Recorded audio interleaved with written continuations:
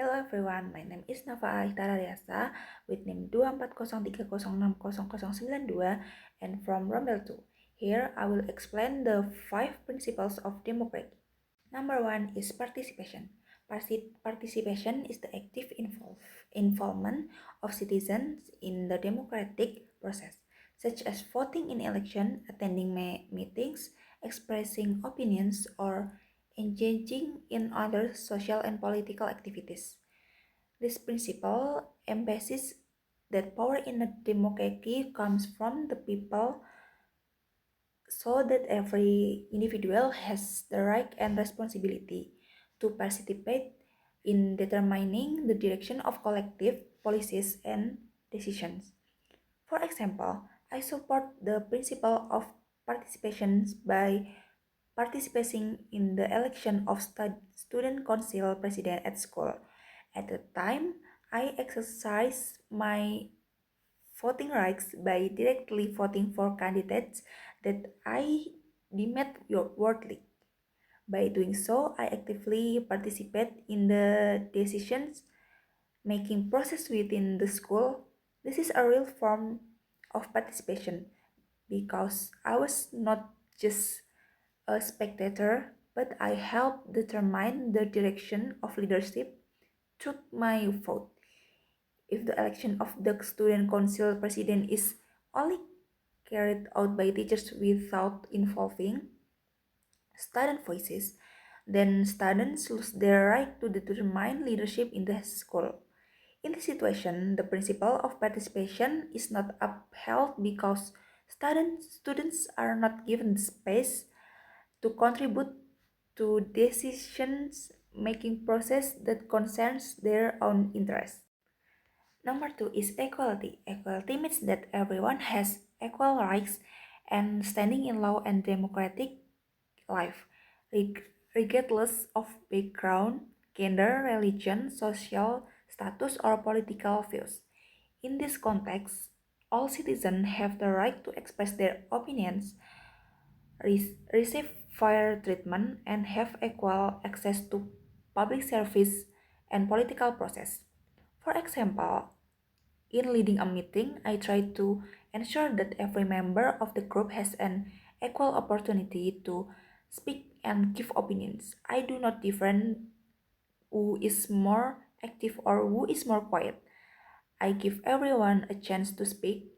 In this way, I uphold the principle of equality, which values everyone's role and voice equally, regardless of their background or positions in the group. If in leading a meeting, I only give the opportunity to speak to select few, then other members will feel marginalized and lose motivation to contribute. This shows that the principle of equality is ignored, as not everyone gets equal treatment in expressing their opinions. Number 3 is transparency. Transparency is opens in the decision making process, policy implementations, and the use of information and research. This principle demands that all activities, especially those related to the public interest, be carried out honestly and openly, so that the public can know and offers the running of the government or organizations. Transparency also prevents abuse of power. For example, when I was on the campus expo commit, I took minutes of the meeting and distributed them to entire commit. I did this so that all members knew what had been discussed and decided in the meeting. By sharing information openly, I ensure that there are no hidden decisions and everyone can participate in the overseeing the course of activity. This, this reflects transparency in the management of the organization. If I do not share the meeting results or minutes with other committee members, then they will not know the decisions that have been made. This can lead to suspicion, distrust, and even conflict within the team. As important, information is hidden from the internal public. This clearly violates the principle of transparency. Number 4 is fair elections. Fair election is an electoral process that takes place freely, honestly, and without fraud, where every eligible citizen has the right to vote and be elected.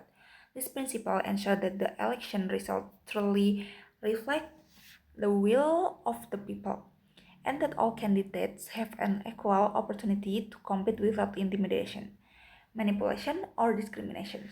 For example, I was once an committee member in my village and was in charge of keeping the ballot box safe and free from fraud. I also ensured that the election process was fair and open. Through this role, I helped to keep the election running according to the rules so that the results obtained truly reflect the choice of citizens legally and fairly.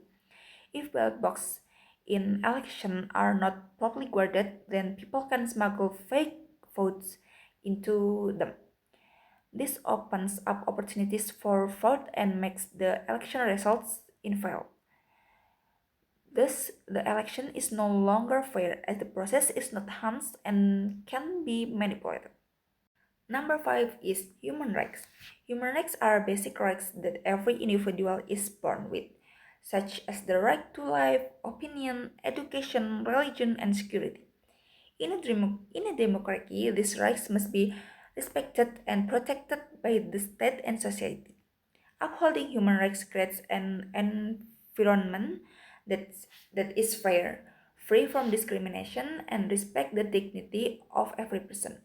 For example, during a class discussion, I once saw a friend who was expressing his opinion being belittled by several people. I immediately paid attention to his opinion and invite other friends to respect each other. I believe that everyone has the right to speak up and be respected without fear of being shamed or ignored. This attitude is part of upholding human rights in every life. If in a discussion one's opinion is not respected and is actually denigrated by others, then one will feel insecure and reluctant to speak again. This violates human rights as everyone has the right to express their opinions without fear or intimidation. Thank you everyone. Bye bye.